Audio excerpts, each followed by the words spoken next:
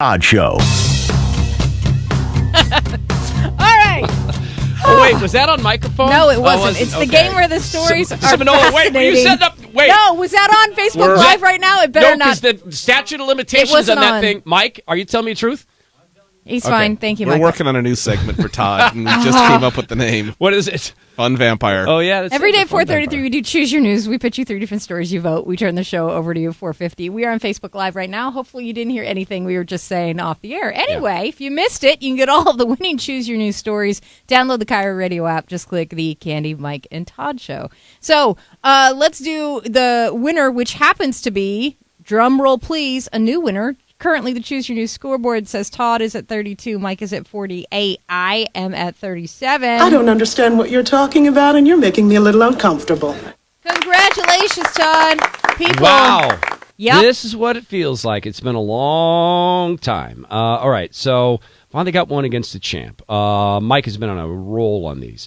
So you want to be very, very careful when you donate your loved one's body to science. This guy named, and this is from boingboing.net. A guy named Jim donated his mother's body. Her name was Doris. She died and she was 73 years old. So she had Alzheimer's, but she didn't have the genes commonly connected to Alzheimer's. So he said, look, maybe her brain can save people. So he donated her body to science. And he donated her remains to a place called the Phoenix Biological Resource Center. Sounds like a place you donate a body. Scientific Resource Center, right? Science-y. It's actually a for-profit enterprise run by what boingboing.net describes as a deluded grifter whose medical knowledge came from books or the internet. Quote. So a few years later, an investigative journalist, one of your colleagues, Mike, from Reuters, is reporting on a story about the Biological Resource Center. And got in touch with Jim. Talked about what happened with his mom's body. She was detonated. Her body was blown up. He wanted to find out what happens when a body is hit by an IED, so they strapped the body into a chair or some sort of apparatus. He had no knowledge of this. He didn't know that this could possibly go on. Here's the fun fact, and this is coming from a cat who likes streamlined regulations. Guess how many licensing requirements there are in the state of Arizona to be someone who does bodily research like this? How many regulations there were at the time? I've got a guess. What is your guess? 0. There were none. There were no regulations. You want to say you're the Biological Resource Center? Go ahead and say that. So they're now suing its former owner, Stephen Gore, who's currently serving a prison sentence related to the center's activities. By the way, software had to specifically mark no on a box that would have authorized the medical tests involving explosions to be carried out.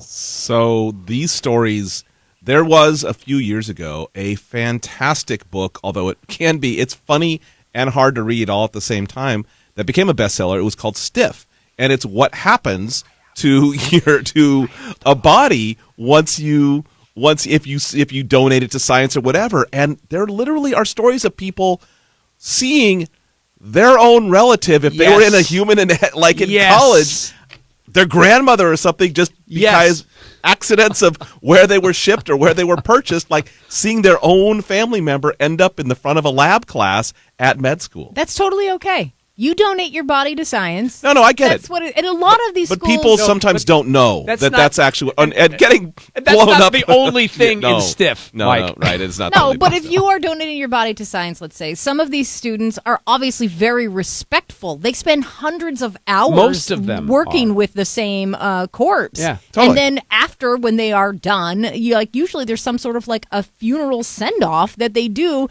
and they treat these bodies like they are, in fact, teachers, because that's what they're being used for. No, I mean, you're doing a great... I mean, literally, we've developed... One, some of the tissue can sometimes be harvested anyway, so that's great. But we've developed life-saving surgical techniques, being able to train people on actual bodies. So all of that, my mom is both a strong Catholic and a firm believer in, like, hey, this is just the bag of flesh. You know, you do with it what you want. I don't care.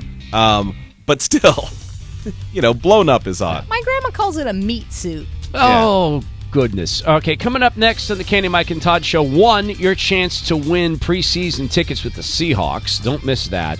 Plus, what is better if you are concerned about the climate change, etc.? What is better, building and maintaining a streetcar that is, by some measures, slower than walking, or walking? It's a $9 million question.